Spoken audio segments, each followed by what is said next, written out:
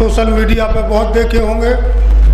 मैं उनको आमंत्रित कर रहा हूँ, वो आएँ और समय के हिसाब से अपने विचार रखें। Doctor SN Gautam. साथियों, जय भीम। मंच पर आसीन सभी का मैं अभिनंदन करता हूं और विशेष अभिनंदन मैं महिला शक्ति में 2 महिलाओं का जरूर करता हूं। और वो महिलाएं वो हैं कि आज जिनकी दम पर यहाँ जो अभी भाषण दे के गए हैं कमल कठेरिया साहब, मैं मिसेस कठेरिया का बहुत बहुत अभिनंदन करता हूं कि वो यहाँ पर इस सभा में आकर उनके उत्साह और उनकी शक्ति के प्रदर्शन को यहाँ पर आई। दूसरी श्रीमती रेखा गौतम जो मेरे सहभागी हैं, जिनकी दम पर यहाँ पर मैं जो बोलूँगा उसमें 90% उनका सहयोग अगर न होता तो मैं यहाँ नहीं हो सकता था। उन महिलाओं का इसलिए और कर रहा हूँ कि आप लोग भी अपनी अपनी महिलाएं जिनके पास हैं अपने साथ अपने संघर्ष में जिस दिन जोड़ लोगे, ये देश बदल जाएगा, इस देश का संविधान बच जाएगा। नारी शक्ति को जगाना हमारा सबसे प्राथमिक कार्य होना चाहिए। साथियों, आज जब टीवी न्यूज़ पर हम सुनते हैं कि स्वामी प्रसाद मौर्य जैसे गद्दार का सर काट के लाओ, हम तुम्हें 21 लाख रुपया देंगे, जब राजेंद्र पाल गौतम का सर कलम करने के लिए इस देश में इस तरह की घोषणाएं होती हैं, तो मैं जानना चाहता हूं कि सरकार क्या है, इस देश की न्याय व्यवस्था क्या है। क्या यही हम अपने देश को बनाने के लिए इस संविधान की विधाएं रखते हैं? आज आप लोगों के कान खड़े हो जाना चाहिए, हमारी सोच बननी चाहिए। सदियों पहले जो हमको गालियां दी जाती रहीं, जो हमारे शोषण के तरीके गिरोहबद्ध तरीके से गिरोह बना करके जिस तरह से हमें प्रताड़ित किया जाता रहा, आज जब हमने अपनी आवाज सिर्फ इतना कहा कि हमारा भी कोई सम्मान है, हमको ये गाली दी गई है आपके इन ग्रंथों में, तो आपने देखा भाषाएं बदलने लगी, तर्क बदलने लगे, आपके ऊपर प्रभाव डालने के लिए हर तरह के वो कुचक्र चले जाने लगे। ये आज से नहीं है और इस कुचक्र की जड़ आपको समझना बहुत जरूरी है। मैं समय को देखते हुए अपनी बातें चंद मिनटों में कहूंगा।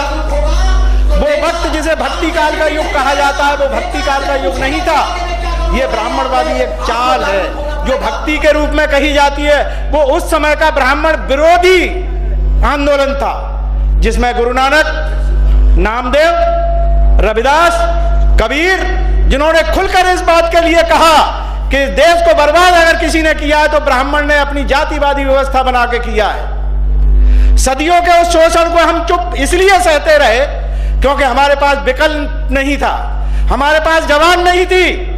और आज अगर गुरु ग्रंथ साहब नहीं होते तो रविदास नहीं होते कहीं, कबीरदास नहीं होते कहीं, और भंते सकपाल, अनागारिक अगर श्रीलंका से चल के भारत में न आए हुए होते तो इस देश का बौद्ध धर्म भी नहीं बचा होता।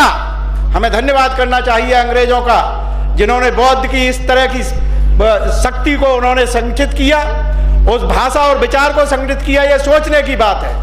तो उस समय जो रविदास के साथ हुआ, आज का रविदास बाबा साहब डॉक्टर अंबेडकर के समय में कुछ हमारे साथी कह जाते हैं बाबा साहब के समय में ये नहीं था, वो नहीं था। सोचो आज से 50 साल पहले हमारे पास था क्या? 4 आदमी तो नहीं मिलते थे पढ़े लिखे।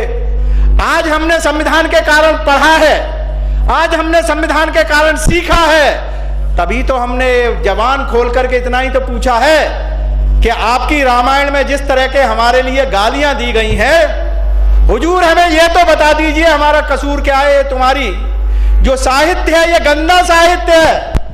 और मैं इस मंच से आप सब लोगों का, इस देश के हर नागरिक का आह्वान करता हूं, तुलसी की उसी चौपाई के आधार पर करता हूं।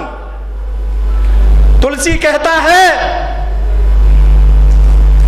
तुलसी वहां न जाइए जहां कंचन बरसै नेह, आवत ही हर्ष नहीं नैनन नहीं स्नेह। तो साथियों, जब हमारा सम्मान इन ग्रंथों में नहीं है तो हमें इन ग्रंथों को असामाजिक, मानव विरोधी और गंदा साहित्य बना करके एक तरफ फेंक देना चाहिए। ये कूड़े और कचरे की चीज जो साहित्य है, सदियों पहले एक बहुत बड़ा ज्ञानी जो कहता है, संस्कृत का बहुत बड़ा विद्वान जिसने नीति शतक लिखा, और वो कहता है कि विद्या नाम नरस्य रूपम दिखम प्रछन्न गुप्तम धनम। उस विद्या को जिस तरह से इस ब्राह्मणवादी व्यवस्था ने, जातिवादी व्यवस्था ने अंकुश लगाया और शिक्षा से हम लोगों को, जिन्हें शूद्र कहा जाता है, जिन्हें गरीब कमेरा वर्ग कहा जाता है, इन सबको अपमानित किया जाता रहा। और आज जब हम अपने अपमान को बदलने के लिए अपने सम्मान की बात करते हैं तो हमारे सर कलम करने की बात होती है, हमारे संविधान को भी कलम करने की बात होती है। हम इस देश की न्यायपालिका से पूछना चाहते हैं, हम इस देश की न्यायपालिका से ये जानना चाहते हैं कि आप ब्राह्मणवादी न्यायपालिका हैं या संविधानवादी न्यायपालिका हैं। हमारे देश की सरकार भारत के संविधान को मानेगी या आप ब्राह्मणवादी जाति व्यवस्था, मनु व्यवस्था को मानेंगे? हम इसके विरोध में खड़े होना चाहते हैं और समय आ गया है अपने उन धूर्त नेताओं को भी जगाने का कि या तो एकजुट हो जाइए। आज देश का संविधान खतरे में है, देश खतरे में है, और इस देश को कभी भी देश नहीं बनने दिया। वो एक जातिवादी व्यवस्था बनाने वाली एक कौम है जो हर समय जाति के नाम पर घृणा फैलाती है। इससे लड़ना अब हमारी जिम्मेदारी है। भाई स्वामी प्रसाद मौर्य ने जो संकल्प लिया है, जो अपनी बात कही है, कोई संकल्प नहीं, बात कही है कि ये अपमानजनक टिप्पणियां आपके ग्रंथों में लिखी गई हैं, इसके लिए आप क्या निर्णय लेना चाहते हो? उन्होंने इसके तर्क देना शुरू कर दिए। तो फिर इस तर्क में अगर बीएसपी का एक आंदोलन चलता है जो कहता है कि तिलक, तराजू और तलवार, तो वो भी सही है। फिर अगर तुम्हारी बात यह सच है तो वो सच क्यों नहीं है?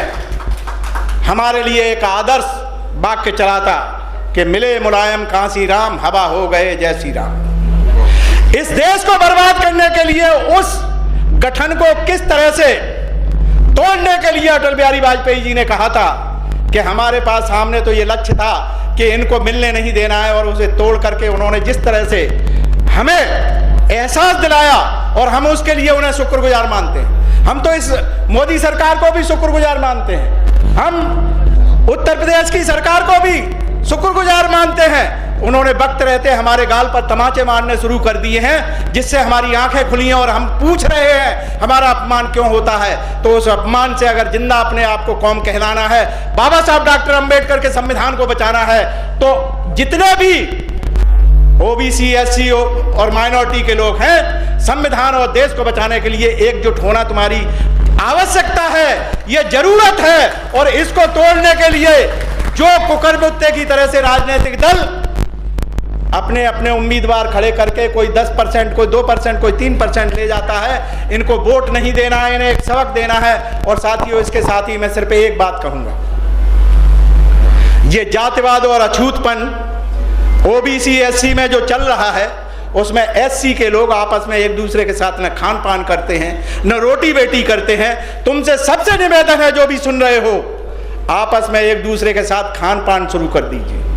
एक दूसरे के साथ में बिना झिझक चौके चूल्हे तक जाने का जब आपको अधिकार मिल जाएगा, एक डर खत्म हो जाएगा, हम में भाईचारा बढ़ जाएगा, और जब भाईचारा बढ़ जाएगा तो हम एक दूसरे के साथ जुड़ जाएंगे। और जब तक ऐसा नहीं करते हो तो तुमसे बड़ा बेईमान और कोई नहीं हो सकता है। इसलिए मैं आप लोगों से आह्वान करता हूं, यहां से जाने के बाद अपनी मलिन बस्ती में जरूर जाइए।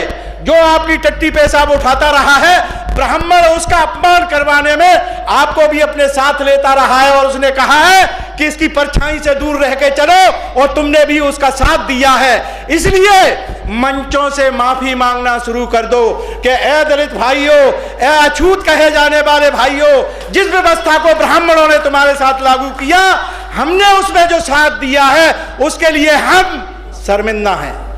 हम आपके साथ में जो करते रहे हैं उसके लिए हम शर्मिंदा हैं, हम आपसे माफी मांगते हैं। आप हमारे भाई हैं, हम आपके साथ में इस तरह की अस्पृश्यता नहीं होने देंगे, और एकजुट होकर के भाई भाई की तरह से आपके साथ व्यवहार करेंगे। जिस दिन यह आंदोलन खड़ा हो जाएगा, इस तरह के ये ग्रंथ कूड़ेदान में पड़े हुए मिलेंगे। इस पर चर्चा करने की हमें जरूरत नहीं होगी। धन्यवाद। जय भीम, नमो बुद्धाय।